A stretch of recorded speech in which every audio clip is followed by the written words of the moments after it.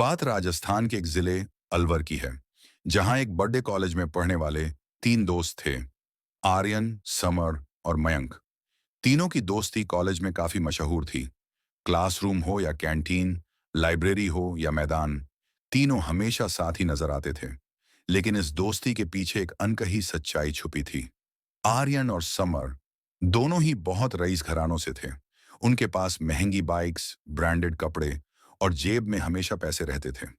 दूसरी तरफ मयंक एक मध्यम वर्गीय परिवार से था, जिसके पिता एक क्लर्क की नौकरी करते थे और मां सिलाई करके घर चलाती थी। मयंक अपने दोस्तों से मन ही मन जलता था, पर कभी जाहिर नहीं होने देता था। उसकी मुस्कान के पीछे एक टीस छुपी थी। उसे लगता था कि पैसों के बिना उसकी कोई पहचान नहीं। कॉलेज में जब भी आर्यन या समर कोई पार्टी देते, महंगे गिफ्ट्स बांटते या लड़कियों के बीच छाए रहते, मयंक, पहले का दक्ष, हमेशा अपने रईस दोस्तों आर्यन और समर की तरह जीना चाहता था। महंगी घड़ियां, महंगे कपड़े, पार्टियों में लड़कियों का ध्यान, सब कुछ वो भी चाहता था, पर जेब हमेशा खाली रहती। अंदर ही अंदर जलता मयंक अब सिर्फ एक आम लड़का नहीं रहना चाहता था। उसे चाहिए थी पहचान, ताकत और ढेर सारा पैसा, चाहे उसके लिए उसे कोई भी रास्ता क्यों न अपनाना पड़े। वो इंटरनेट से लेकर पुराने तांत्रिक ग्रंथों तक हर जगह जल्दी अमीर बनने के तरीके खोजता रहा। फिर एक दिन उसे एक फटी पुराना तांत्रिक ग्रंथ मिला, जो कॉलेज के पीछे बने वीरान लाइब्रेरी के बंद कमरे में धूल खा रहा था। उस किताब पर खून जैसे निशान थे और उस पर लिखा था, कर्ण पिशाचनी सिद्धि विधान, इच्छा पूर्ति की अंतिम विधि। उस किताब में बताया गया था कि अगर कोई इस विधि को पूरे नियमों के साथ करे, तो कर्ण पिशाचनी नाम की एक रूह प्रकट होकर उस व्यक्ति की हर लालच और ख्वाहिश पूरी कर सकती है। लेकिन उसकी कीमत चुकानी होगी, आत्मा की कीमत। मयंक के लिए यह सौदा एक मौके जैसा था। पैसा, नाम, ताकत, सब कुछ चाहिए था उसे, किसी भी कीमत पर। उसने बिना समय गंवाए उस किताब के निर्देशों का पालन करना शुरू कर दिया। अकेलेपन में पूजा करना, रात के तीसरे प्रहर में शव के पास साधना करना, कानों में मंत्र फूंकते हुए आत्मा को बुलाना और अपने खून से तिलक करना, ये सब वो करने लगा। दिन ब दिन उसकी हालत बिगड़ती गई। वो कमरे में अकेला बंद रहने लगा, काले कपड़े पहनने, शरीर पर राख लगाने और आंखों में सुरमा भरने लगा। कभी कभी उसके दोस्तों को उसकी आंखों में कुछ अजीब सा दिखता, जैसे वो मयंक नहीं, कोई और हो। फिर एक रात, अमावस्या की काली रात, जब पूरा शहर सो रहा था, मयंक ने वो अंतिम विधि पूरी की। उस रात उसके कमरे से चीखने की आवाजें आने लगीं, दीवारें हिलने लगीं और अचानक सब कुछ शांत हो गया। सुबह जब मयंक बाहर निकला, उसकी आंखों में अजीब सी चमक थी, चेहरे पर एक पागल मुस्कान थी और सबसे खौफनाक बात, उसके कानों से खून की पतली धार बह रही थी। मयंक अब कर्ण पिशाचिनी को पूरी तरह से सिद्ध कर चुका था। अंतिम साधना के बाद उस रात वो उसकी आंखों के सामने प्रकट हुई, एक भयानक मगर मोहक रूप में। उसकी आंखें अंगारे जैसी लाल थीं, लहराते बाल और कांपती हवाओं के बीच उसकी उपस्थिति ने पूरे कमरे को जमी हुई ठंड में बदल दिया था। मयंक के भीतर लालच और जुनून का तूफान उमड़ रहा था। वो उस असीम शक्ति के सामने झुका और बोला, मैं तुम्हें अपनी प्रेमिका के रूप में स्वीकार करता हूं। बस मुझे चाहिए बहुत सारा पैसा, एक बड़ा बंगला और एक लग्जरी कार। जो भी तुम्हें चाहिए होगा, मैं सब दूंगा। मेरा वचन है। पिशाचनी उसकी बात सुनकर धीरे से मुस्कुराई। उसकी मुस्कान में मोहब्बत कम और मांस की भूख ज्यादा थी। वो बोली, मयंक, तुम्हें सब मिलेगा, बहुत जल्द। लेकिन याद रखना, तुमने मुझे प्रेमिका का स्थान देने का वचन दिया है। अधिकतर मनुष्य लालच में पड़कर अपने वचन तोड़ देते हैं और फिर मुझे उन्हें मारना पड़ता है। मयंक ने तुरंत कहा, ऐसा कभी नहीं होगा। मैं तुमसे कभी मुंह नहीं मोड़ूंगा। पिशाचनी ने उसकी आंखों में झांका, जैसे उसकी आत्मा पड़ रही हो, और अचानक एक झटके में गायब हो गई। कमरे में फिर वही सन्नाटा लौट आया, लेकिन अब हवा में कुछ बदल चुका था। अगले ही दिन से मयंक की किस्मत पलटने लगी। कॉलेज में एक प्रोजेक्ट के लिए उसे एक बिजनेस फर्म से ऑफर मिला। वहीं किसी ने उसे अपने मॉडलिंग ब्रांड का ब्रांड एम्बेसडर बना दिया। कुछ ही हफ्तों में उसके हाथ में पैसे आने लगे, सोशल मीडिया पर उसका नाम होने लगा और बहुत जल्दी उसके पास एक बंगला और एक ब्लैक एसयूवी कार भी आ गई। आर्यन और समर ये सब देखकर हैरान थे। मयंक के पास अचानक इतना सब कुछ कैसे आ गया? पर मयंक अब किसी से जवाब देने की जरूरत नहीं समझता था। वो बदल चुका था, बाहर से भी और भीतर से भी। उसका रहन सहन, कपड़े, चाल ढाल, बोलने का ढंग, सब कुछ बदल गया था। हर दिन वो जुए और सट्टे में उतरता और हर बार बड़ी रकम जीत कर लौटता। लोग हैरान थे कि उसकी किस्मत अचानक इतनी तेज कैसे हो गई, पर उन्हें नहीं पता था कि हर आने वाले मैच का, शेयर मार्केट के उतार चढ़ाव का, लॉटरी नंबर का और यहां तक कि इंसानों के फैसलों तक का ज्ञान मयंक को पहले से हो चुका होता, क्योंकि अब उसके कानों में फुसफुसाती थी कर्ण पिशाचनी। हर रात मयंक जब अपने आलीशान घर में गाड़ी से उतरता, उसकी कार की खिड़की से उसकी आंखें किसी भूखे शिकारी जैसी चमकतीं। उसकी माँ, जो पहले हर महीने राशन की चिंता में रहती थी, अब हीरे जवाहरात से सजे पूजा घर में आरती करती थी। बाप, जो साइकिल से दफ्तर जाता था, अब ड्राइवर से गाड़ी चलवाता था। और मयंक, वो अब सिर्फ अमीर नहीं था, वो खौफ बन चुका था। लेकिन ये सब देख देख कर आर्यन और समर के मन में शक गहराता गया। कॉलेज में जब कोई उनकी बात करता, तो अब मयंक का नाम जरूर आता। अरे यार, मयंक से मिलो, बंदे ने किस्मत पलट दी है। ये सुन सुनकर उनका ईगो और जलन अब शक में बदल चुका था। एक दिन समर ने आर्यन से कहा, तूने देखा है, जो बंदा एक वक्त कैंटीन में उधार मांगता था, अब वो बंगलों में रहता है, गाड़ियों में घूमता है। ये सब नॉर्मल नहीं है, कुछ तो गलत है यार। आर्यन बोला। हाँ, और कभी भी उसके चेहरे पे अजीब सी हंसी होती है, जैसे कुछ छुपा रहा हो। चल, इसका पीछा करते हैं, देखते हैं असली राज क्या है। और फिर शुरू हुआ मयंक की जिंदगी का सबसे बड़ा खेल। आर्यन और समर ने अगले कुछ दिनों तक उसकी हर हरकत पर नजर रखी। कब वो घर से निकलता है, कहाँ जाता है, किससे मिलता है, उसके फोन कॉल्स, उसकी गाड़ी की लोकेशन। एक दिन उन्होंने देखा कि जैसे ही अंधेरा हुआ, आर्यन सुनसान जंगल जैसी एक जगह पहुंचा। वहां एक पतली, रहस्यमयी और बेहद सुंदर लड़की उससे मिलने आई। दूर से देखने पर भी उस लड़की में कुछ अनजाना सा डर था। उसकी चाल, उसकी आंखें और हवा का रुख, सब अजीब लग रहा था। आर्यन और वो लड़की घने जंगल की ओर अंदर चले गए और फिर अचानक दोनों नजर से ओझल हो गए। समर और यश ने काफी देर तक इंतजार किया, लेकिन कोई हलचल नहीं हुई। तो दोनों ने फैसला किया कि कल फिर उसका पीछा करेंगे। अगले दिन समर और यश ने एक योजना बनाई। क्यों ना आर्यन को शराब पिलाकर उससे सब कुछ उगलवा लिया जाए। यश के पुराने सुनसान घर में तीनों शराब पीने बैठे। समर और यश ने खुद बहुत कम पी, जबकि आर्यन को बार बार ज्यादा शराब पिलाते गए। नशे में धुत आर्यन अब अपने होश में नहीं था। और तब उसने बोलना शुरू किया। तुम जानते नहीं, मैंने कर्ण पिशाचिनी को सिद्ध किया है। वो अब मेरी प्रेमिका है।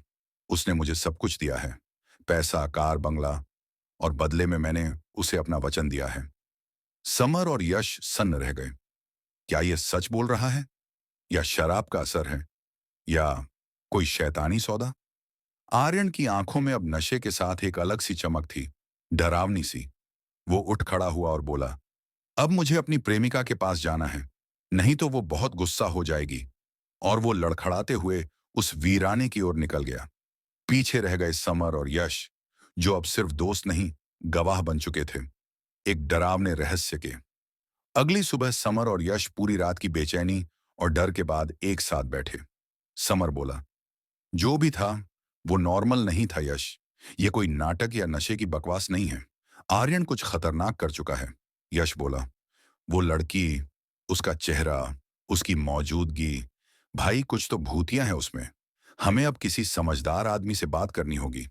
तभी यश को याद आया, उसके गांव में एक ओंझा बाबा हुआ करते थे, त्रिकाल ओंझा, जिनके बारे में कहा जाता था कि वो मृत आत्माओं से बात कर सकते थे, टोने टोटकों को पहचान सकते थे और पिशाचनी जैसी शक्तियों को वश में कर सकते थे। अगली शाम दोनों बस पकड़कर उस गांव की ओर निकल पड़े। गांव में पहुंचते ही सबने बताया कि त्रिकाल ओंझा अब जंगल के बीच बने एक पुराने मंदिर में रहते हैं और सिर्फ उन्हीं से मिलते हैं जो सच में जरूरतमंद हों, वरना उन्हें देखना भी अपशकुन माना जाता है। डरे हुए लेकिन हिम्मत के साथ समर और यश उस मंदिर में पहुंचे। गहरा जंगल, हवा में अजीब सी गंध, मंदिर के आसपास अधजले दीपक और राख फैली हुई। अंदर एक बूढ़ा आदमी बैठा था, आंखें बंद, पूरा शरीर राख से लिपटा हुआ, हाथों में रुद्राक्ष और सामने एक नरकंकाल की माला। जैसे ही दोनों पास पहुंचे, बाबा ने आंखें खोली और बिना कुछ पूछे बोले, तुम दोनों कर्ण पिशाचिनी के शिकार को बचाने आए हो? समर और यश अवाक रह गए। आपको कैसे पता? बाबा ने आंखें बंद करते हुए कहा, जिस आत्मा ने आर्यन को बांधा है, वो कोई साधारण आत्मा नहीं। वो कर्ण पिशाचिनी है, जिसने 100 साल पहले एक राजघराने के उत्तराधिकारी को वचन में बांधकर मार डाला था। अब वो दोबारा लौटी है, और इस बार उसके पास सिर्फ आर्यन नहीं, वो अब तुम दोनों को भी देख रही है। यश ने कांपते हुए पूछा, तो क्या हम उसे रोक सकते हैं? बाबा बोले, एक ही तरीका है, आर्यन को उस वचन से मुक्त करना होगा, पर इसके लिए तुम्हें खुद उसके अंदर के अंधेरे में उतरना पड़ेगा। और अगर तुम दोनों का मन जरा भी डगमगाया, तो वो पिशाचिनी तुम्हें कभी लौटने नहीं देगी। त्रिकाल ओझा ने जब समर और यश को अनुष्ठान का तरीका बताया, उनकी रूह तक कांप गई। ये कोई आम पूजा नहीं थी, बल्कि एक ऐसा अग्नि संकल्प और तांत्रिक यज्ञ जिसमें आत्मा की परीक्षा होती है, और अगर जरा सी भी चूक हो जाए तो प्राण भी नहीं बचते। बाबा ने कहा, तुम दोनों को कर्ण पिशाचिनी के प्रभाव में उतरना होगा। एक यंत्र के सहारे उसके लोक में प्रवेश करोगे, जहां तुम्हें आर्यन की आत्मा को ढूंढकर उसका वचन तोड़वाना होगा। लेकिन याद रखना, वहां तुम्हारे डर हकीकत बन जाएंगे, और अगर एक बार भी तुम पीछे हटे तो वहीं रह जाओगे, हमेशा के लिए। समर और यश ने एक दूसरे की तरफ देखा और बिना कुछ कहे हाँ में सिर हिला दिया। अब वो पीछे नहीं हट सकते थे। दोस्ती का कर्ज जान से बढ़कर था। अगली रात ओझा बाबा ने जंगल के उस सुनसान हिस्से में यज्ञ की तैयारी शुरू की। नहीं, अब वो वचन टूट रहा है, क्योंकि वो प्रेम नहीं था, बल्कि धोखा और लालच का सौदा था। यश चिल्लाया। मंत्र पूरा होते ही एक भयानक विस्फोट हुआ। हवा, आग, राख और एक दबी हुई चीख। पिशाचिनी की आत्मा चिल्लाती हुई जलने लगी, और उसके साथ ही पूरा वह वचन लोक संकुचित होकर टूटने लगा। अगले ही पल समर, यश और बेहोश आर्यन एक झटके में मंदिर के यज्ञ स्थल पर लौट आए। त्रिकाल ओझा पहले से वहां बैठे थे। उन्होंने आंखें खोली और मुस्कुराकर कहा, तुम दोनों ने वो कर दिखाया जो बहुत से तांत्रिक भी नहीं कर सके। अब आर्यन ठीक था, लेकिन उसे अब भी बहुत कुछ याद नहीं था। उसे बस इतना याद था कि कभी उसने लालच में एक आत्मा से वादा किया था, और वो भूल उसे लगभग ले डूबती। तीनों दोस्तों ने एक दूसरे को देखा। अब वो दोस्ती पहले से कहीं गहरी हो चुकी थी। चारों ओर राख के घेरे, बीच में त्रिभुज यंत्र, और चारों कोनों पर जलती हुई मानव खोपड़ियां। बाबा ने दोनों को काले वस्त्र पहनाए, माथे पर रक्त से तिलक किया और बोला, तुम दोनों एक साथ मंत्र बोलकर यंत्र में प्रवेश करोगे। अंदर वही समय चलेगा जो पिशाचनी चाहेगी। बाहर तुम्हारे पास सिर्फ 1 घंटा होगा। अगर तुम नहीं लौटे तो तुम्हारे शरीर यहीं जल उठेंगे। मंत्र आरंभ हुआ। एयुएम कालिनी रक्षस्व कर्णवती आत्मानम शुद्धाय स्वाहा। धीरे धीरे चारों ओर की हवा भारी होने लगी।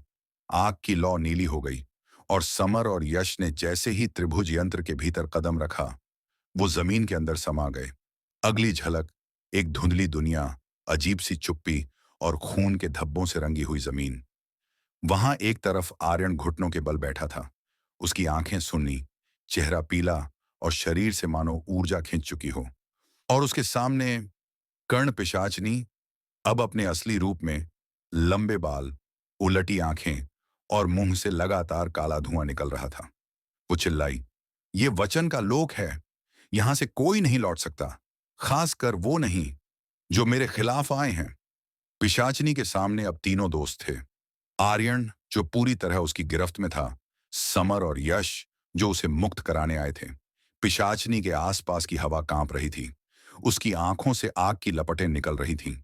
उसका रूप अब पूरी तरह विकराल हो चुका था।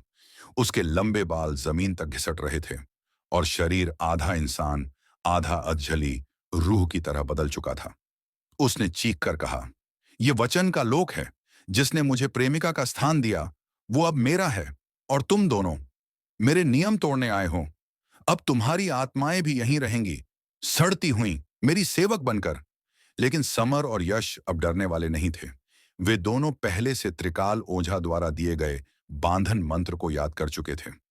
बाबा ने उन्हें चेताया था कि मंत्र तभी सफल होगा जब दोनों एक साथ पूरे विश्वास और ध्यान से उसका जाप करें। वरना पिशाचिनी और भी शक्तिशाली हो जाएगी। दोनों ने एक दूसरे की ओर देखा और आंखें बंद कर लीं। फिर गूंजने लगी मंत्र की आवाजें।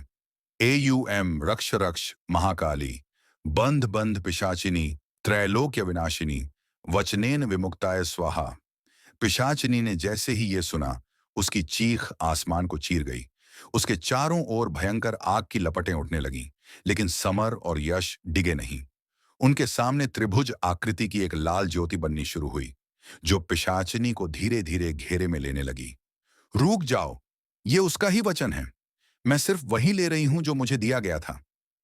नहीं, अब वो वचन टूट रहा है, क्योंकि वो प्रेम नहीं था, बल्कि धोखा और लालच का सौदा था। यश चिल्लाया। मंत्र पूरा होते ही एक भयानक विस्फोट हुआ। हवा, आग, राख और एक दबी हुई चीख। पिशाचिनी की आत्मा चिल्लाती हुई जलने लगी और उसके साथ ही पूरा वह वचन लोक संकुचित होकर टूटने लगा। अगले ही पल समर, यश और बेहोश आर्यन एक झटके में मंदिर के यज्ञ स्थल पर लौट आए। त्रिकाल ओझा पहले से वहां बैठे थे। उन्होंने आंखें खोली और मुस्कुराकर कहा, तुम दोनों ने वो कर दिखाया जो बहुत से तांत्रिक भी नहीं कर सके। अब आर्यन ठीक था, लेकिन उसे अब भी बहुत कुछ याद नहीं था।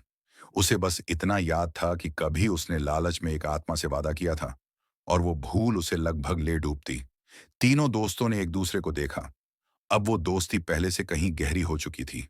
वो चिल्लाई, ये वचन का लोक है, यहां से कोई नहीं लौट सकता, खासकर वो नहीं जो मेरे खिलाफ आए हैं।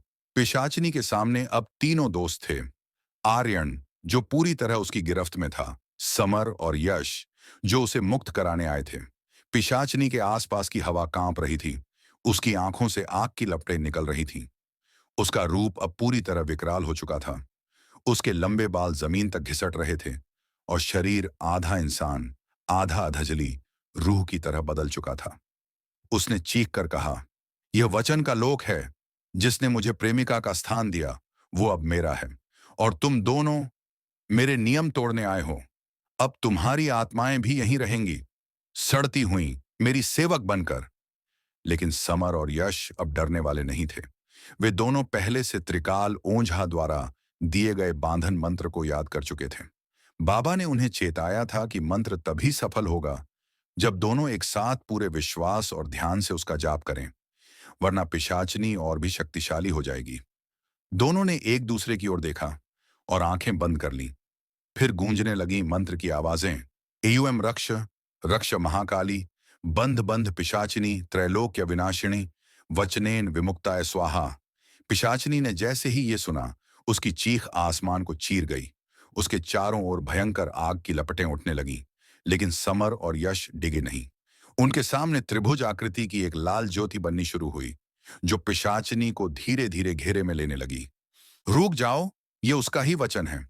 मैं सिर्फ वही ले रही हूं जो मुझे दिया गया था। नहीं, अब वो वचन टूट रहा है, क्योंकि वो प्रेम नहीं था, बल्कि धोखा और लालच का सौदा था। यश चिल्लाया। मंत्र पूरा होते ही एक भयानक विस्फोट हुआ। हवा, आग, राख और एक दबी हुई चीख। पिशाचिनी की आत्मा चिल्लाती हुई जलने लगी और उसके साथ ही पूरा वह वचन लोक संकुचित होकर टूटने लगा। अगले ही पल समर, यश और बेहोश आर्यन एक झटके में मंदिर के यज्ञ स्थल पर लौट आए। त्रिकाल ओझा पहले से वहां बैठे थे। उन्होंने आंखें खोलीं और मुस्कुराकर कहा, तुम दोनों ने वो कर दिखाया जो बहुत से तांत्रिक भी नहीं कर सके। अब आर्यन ठीक था, लेकिन उसे अब भी बहुत कुछ याद नहीं था। उसे बस इतना याद था कि कभी उसने लालच में एक आत्मा से वादा किया था और वो भूल उसे लगभग ले डूबती। तीनों दोस्तों ने एक दूसरे को देखा। अब वो दोस्ती पहले से कहीं गहरी हो चुकी थी।